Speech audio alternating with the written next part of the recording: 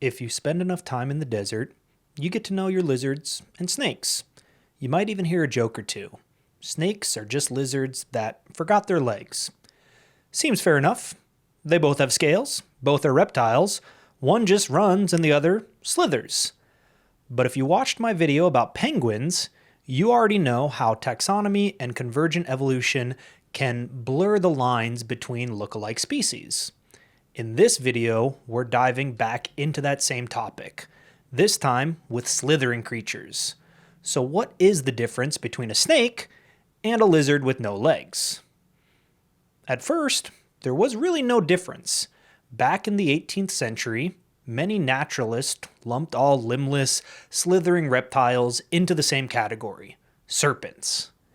Because they lacked the tools to look beyond appearances, legless lizards were often labeled as snakes in early field reports and museum catalogs. Some species, like the European slow worm, were featured in folklore as glass snakes due to their ability to autotomize their tails, meaning they could shed their tails to escape predators. And that's one of the first clues in this mystery. Only a few snakes can drop their tails, but in lizards, tail autonomy is surprisingly common. It's one of their go-to escape moves. When early naturalists encountered these so-called glass snakes, they may have assumed tail autonomy was simply a trait shared by snakes, mistaking a lizard's clever defense mechanism for typical serpent behavior. Without modern anatomy or evolutionary theory, the line between snake and lizard was easy to blur. In the 19th century, naturalists began using bone structure to differentiate animals that looked similar externally but functioned very differently internally.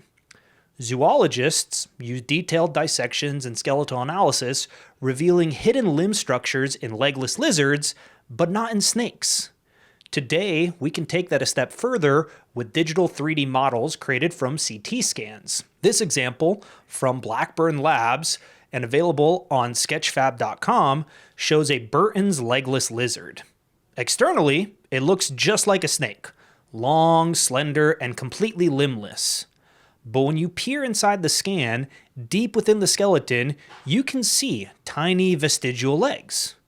These are the remnants of limbs that serve no purpose to the modern species, but tell a powerful story of evolution. They're the echoes of an ancient ancestor that once walked on all four legs. Burton's legless lizard is part of the suborder Geckoda, meaning they're essentially long, legless geckos. In 1880, George Albert Bullinger published the Catalogue of the Lizards in the British Museum. He systematically classified reptiles based on detailed anatomy, separating legless lizards into proper families like Anguidae and Pygopodidae. This helped scientists recognize legless lizards as distinct and different from serpents. So far, we've seen key differences, tail autonomy, even remnants of lost limbs, but those are just the beginning. One of the most noticeable differences between snakes and legless lizards is in the eyes. Snakes never blink, because they can't. Instead of eyelids, their eyes are covered by a clear scale called a spectacle or brill. It's like a built-in contact lens. Lizards, on the other hand, have movable eyelids. They can blink, close their eyes, and even wink at you. Another clue, the ears. Legless lizards have visible external ear openings behind their eyes. Snakes, no external ears. Instead, they sense vibration through their jawbones. Those jawbones connected to the inner ear allow them to hear without ears. Their tongues tell another story. Legless lizards often have a tongue that is notched at the end. Snakes have a long, deeply forked tongue for chemical sensing, more like a radar dish than a tasting tool. Watch how they move. Snakes have broad, muscular belly scales that grip the ground and propel them forward.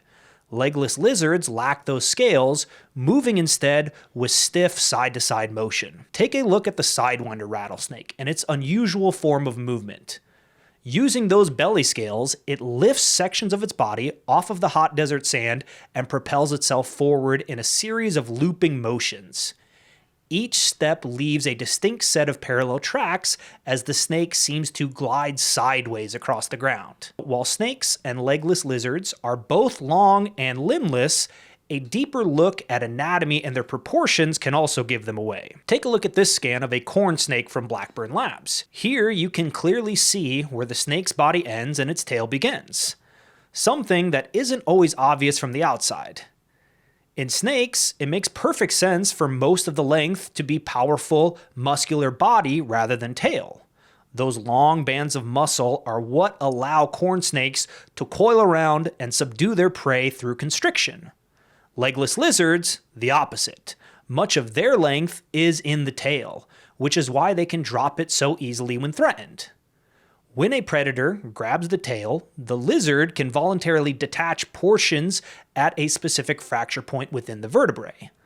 The detached tail continues to wiggle, distracting the predator, allowing the lizard to escape. So all over the world, different reptile lineages have evolved to go limbless, but why? The reason lies in the terrain. In dense grasslands, thick jungles, sandy deserts, or underground burrows, legs can get in the way. Limblessness allows animals to glide through tight spaces with minimal resistance. And for burrowing species like skinks and glass lizards, losing limbs made tunneling easier and escaping predators faster. This is a classic example of convergent evolution, different species arriving at the same solution to the same problem all around the world. And once the limbless body plan worked, natural selection doubled down. Muscles stretched, spines elongated, and over generations, legs faded from the blueprint. It didn't happen all at once, and it didn't happen the same way every time, but again and again, nature asked the same question: do you really need those legs? For animals that lived underground, the answer was often no. That underground lifestyle shaped more than just their bodies. It shaped their senses. Take a look at how they see the world. Most animals focus by changing the shape of the lens in the eye, getting larger or smaller to focus on objects that are closer or further away. Snakes, however, focus by moving the entire lens forward and backwards. This is more like how a camera lens focuses rather than an eyeball.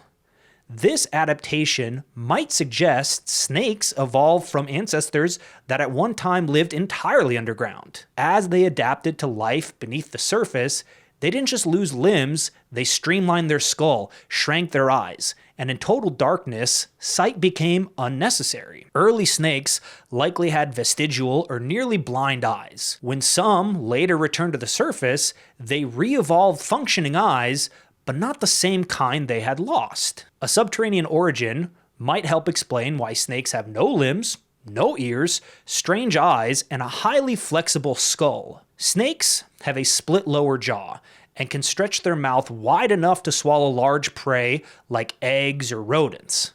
Legless lizards can't. Their smaller jaws limit them to insects and other small invertebrates. Another difference lies in their bite. Though not all are venomous, many snakes possess venom glands and needle-like fangs for subduing their prey. Legless lizards, by contrast, have no venom glands at all. Their small, uniform teeth are for gripping, not piercing. Even among other lizards, venom is rare, found only in a few species like Gila monster and its relatives. So, in the great lizards versus snakes debate, it's not just about eyelids, it's the whole skull. Eyes, ears, tongue, and jaw. The only thing they truly share is the story of adaptation. Each evolved its own way to move, see, hunt, and survive, and what began as a simple, long, and limbless shape became two entirely different blueprints for life. All right, I hope you enjoyed another deep dive into convergent evolution and animals that appear similar externally, but actually are very, very different types of creatures. So if you haven't seen my video about penguins and the great auk, I suggest you watch that. It kind of goes over the history of how this all started. And here I just wanted to dive into another example of two different organisms that ended up looking similar, but for different reasons. If you know more about legless lizards or have any cool snake facts, feel free to leave those in the comments down below and stay tuned for the next chapter.